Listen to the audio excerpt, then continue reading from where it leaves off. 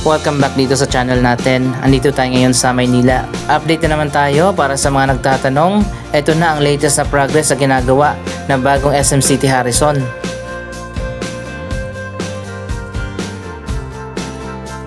Dito nakatayo noon ang dating Harrison Plaza na na-demolish na nga. At nabili na ito ng SM at sila na ngayon ang magtatayo dito ng bagong mall pati na ng iba pang mga projects.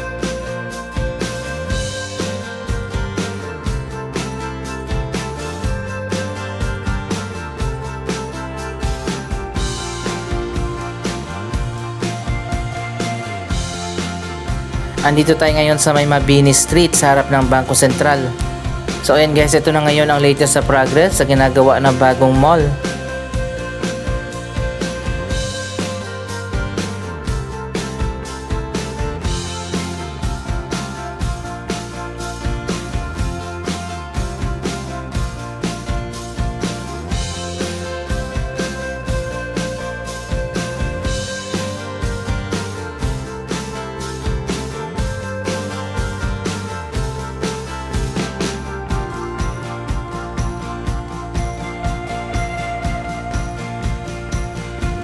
Sa ngayon tigil muna yung construction dito habang holiday season pa.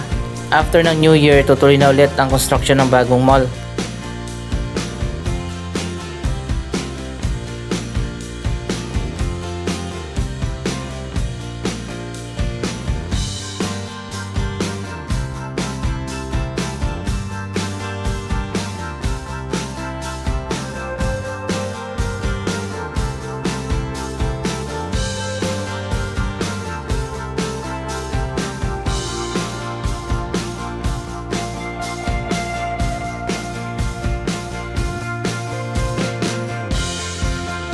So ayun guys, papakita ko sa inyo, ito yung gilid ng mall.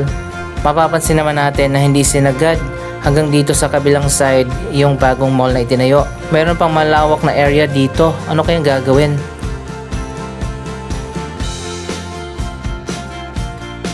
Dito naman sa right side, kasama din yan sa Harrison Plaza property. At ngayon meron na ring project na ginagawa dyan, abangan natin.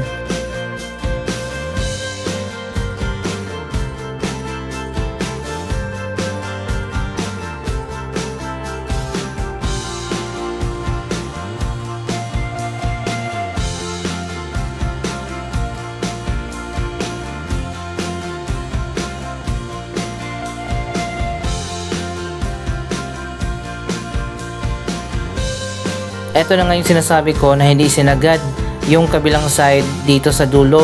Pero yung kabila doon sa may Adriatico Street, sinagad hanggang dito. Ang tanong, ano kayang itatayo dito sa harap ng mall?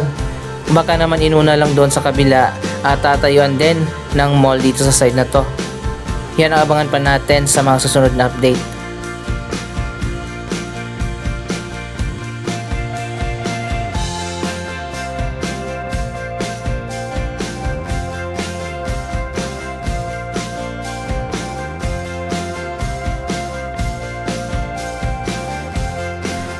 Dito naman sa kabila sa tapat ng Century Park Hotel, ito na ngayon ang progress ng mall, nasa 3rd floor na.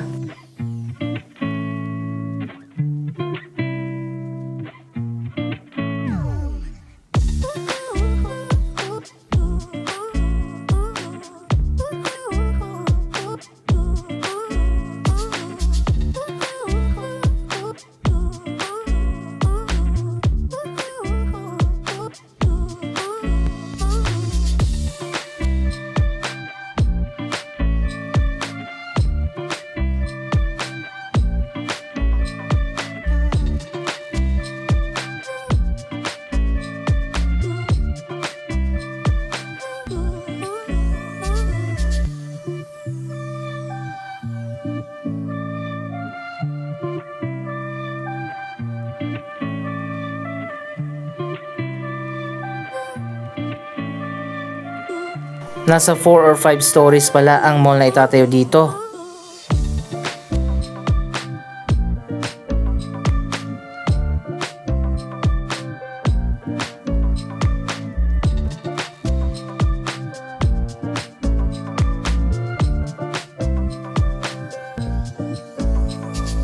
Sobrang lawak kasi nitong Harrison Plaza property. Bukod sa mall, magtatayo din dito ng mga residential building, office building, at marami pang iba.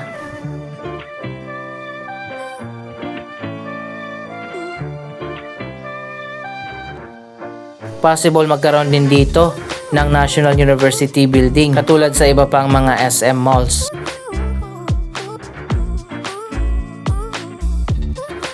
Ayan, dito naman tayo sa kabila along Adriatico Street. Makikita nyo naman kung gaano kahaba ang mall na ito.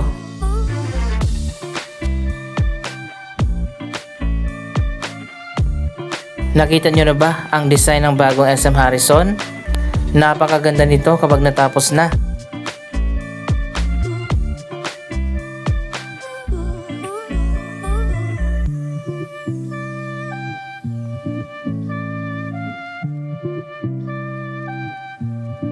Parang pinagsamang podium at SM Aura ang magiging design nito.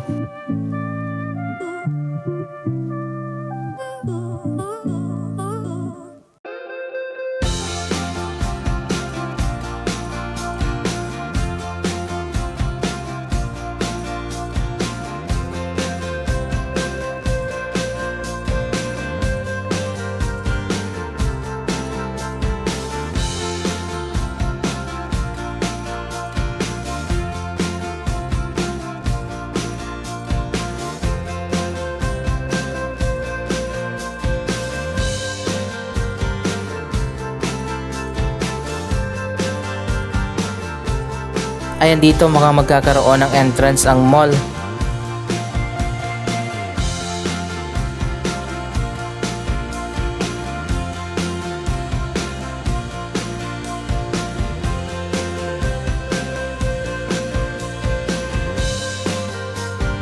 Pati na doon sa may Mabini Street may entrance din ang bagong SM Harrison.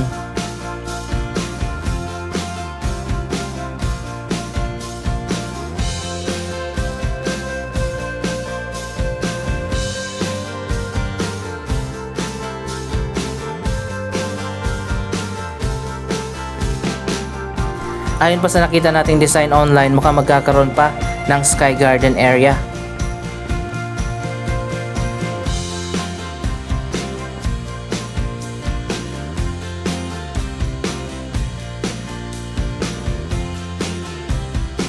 Sana nga magkaroon ng Sky Garden sa taas ng mall.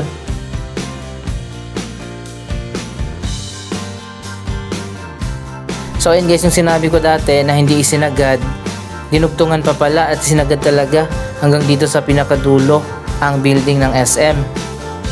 Halos idugtong na dito sa may SunTrust Condominium.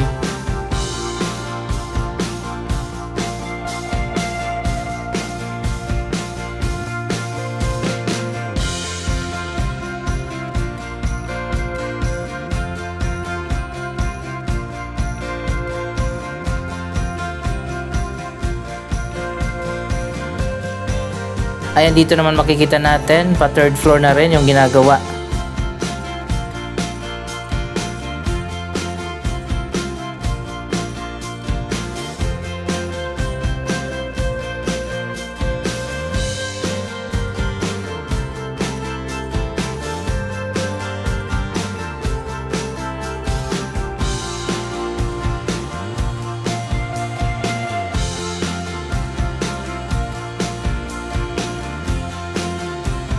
Ngayong January, magtutuloy-tuloy na ulit ang construction nito.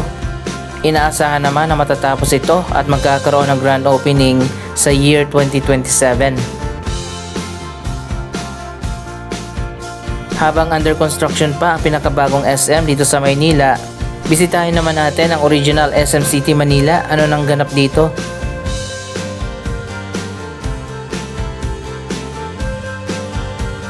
Matagal nga nating sinasabi na dapat na rin talaga na mag-renovate ng SM Manila.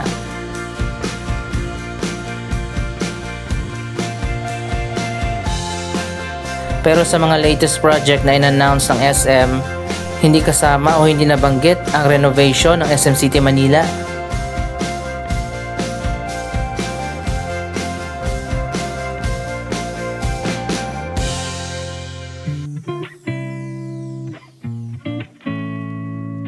Anyway, matao pa rin naman dito sa SM City Manila. Kaya siguro hindi pa naisipan ng SM na i-renovate ito.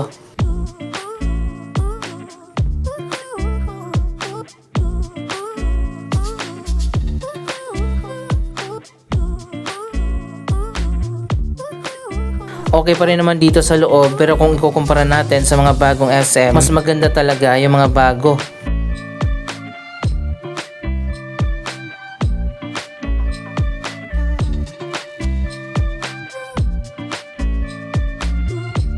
Sa tingin ko, kapag nag-open na siguro ang SM Harrison, saka palang i-renovate itong SM Manila.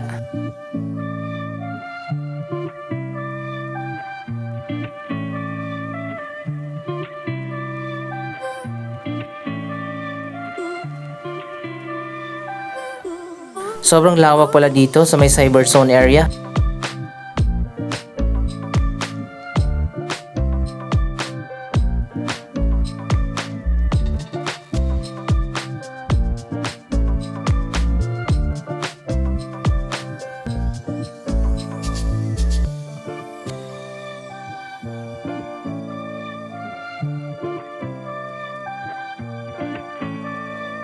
Napakarami ang mga electronic at gadget stores dito.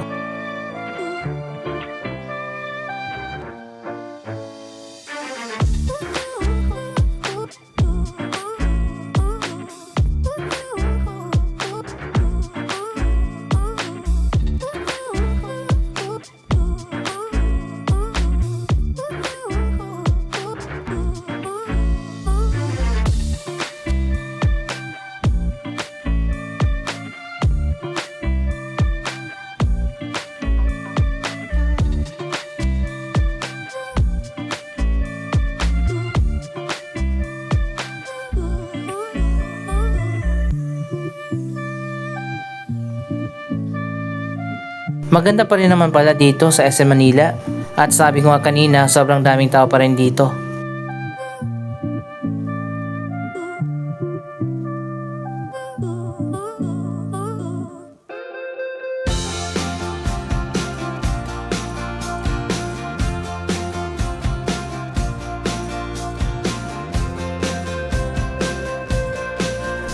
Ang SM City Manila ay tinayo dito lang sa likod ng Manila City Hall.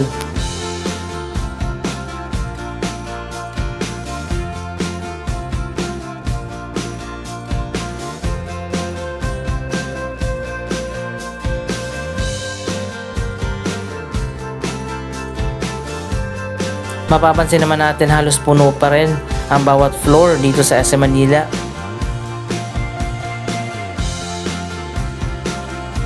Mabibilang lang sa kamay yung vacant area, pero may coming soon na agad na papalit kung meron mang nagsara.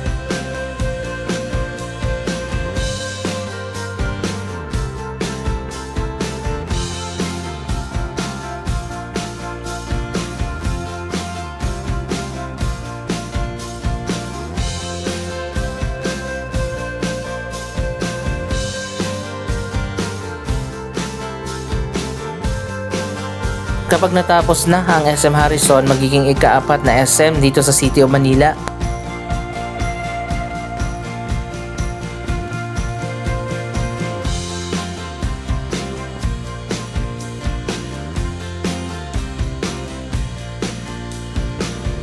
Ayan guys, mukhang may renovation dito sa loob.